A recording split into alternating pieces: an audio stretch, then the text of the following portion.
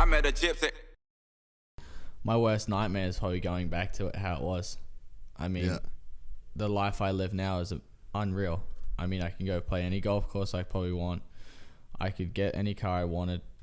I could get a house. Like, it's like I'm living a love. And this is not, I'm not trying to brag like, oh, I have this much money. I'm just saying, like, I love my life, and because I love my life so much, that's what drives me. It drives me because I do not want to be broke. I don't want to go back to what we're having 2-minute noodles at night for dinner. Like, that's what basically drives me, because yeah, it does suck. It does suck seeing other kids, other people get this cool stuff, and like going back there, a kid getting this cool toys or getting this treat or some candy for lunch at Tucker because they have the money, where I have to have like wrap fruit or something sandwiches because it's cheaper. Yeah, glad wrap sandwiches and a lot more tiny things where it might not taste as good, but it was just cheaper. And I mean, at that point, we had to survive. That was the only reason, not only how we could survive. So we just put up with it. But looking back, like, it was pretty harsh. And now we can get whatever food we want. We still obviously we eat healthy. We're not going out every night. Yeah.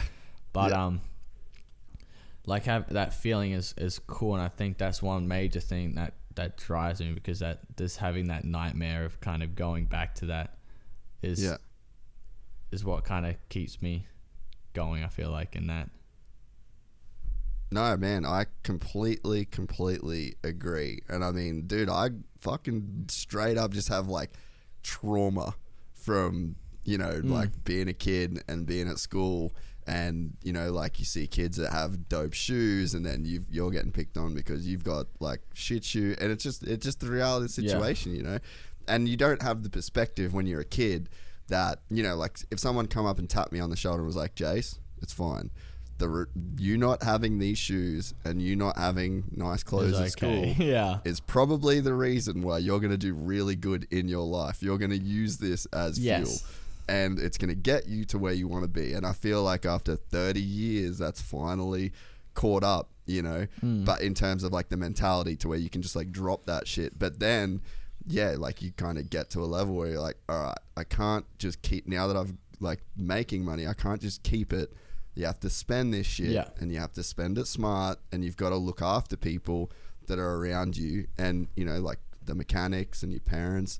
And it can suck watching that money leave your account, but if you're taking care of the people that are taking care of you, that shit comes back to you. Yes.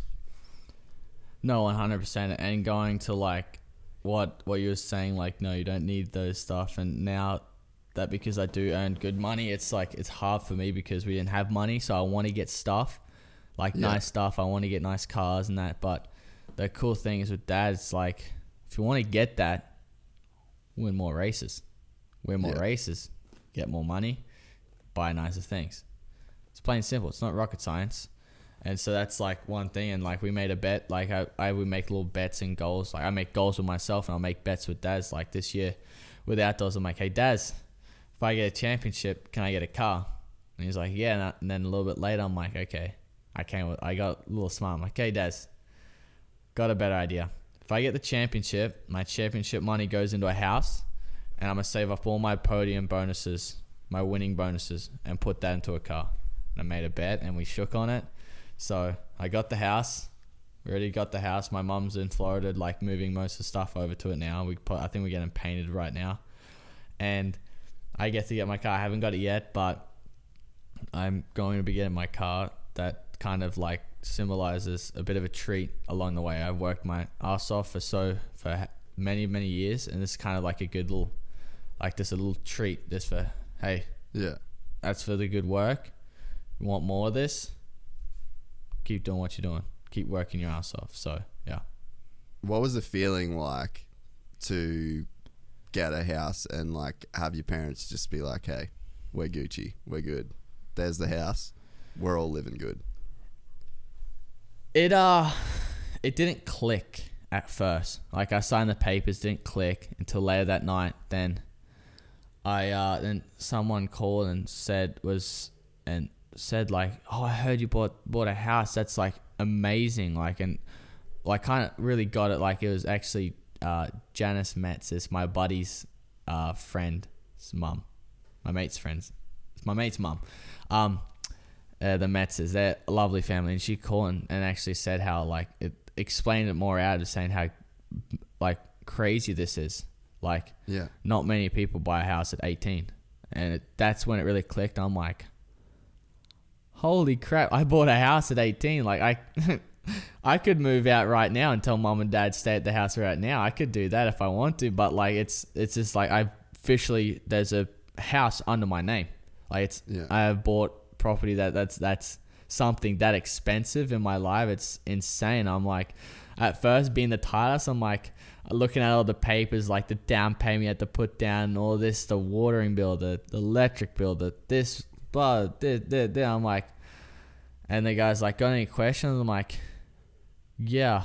Have anyone thought about my bank account's feelings with this one? Like, he's gonna be crying after this. It's gonna hurt him. He hasn't put this much money down on stuff.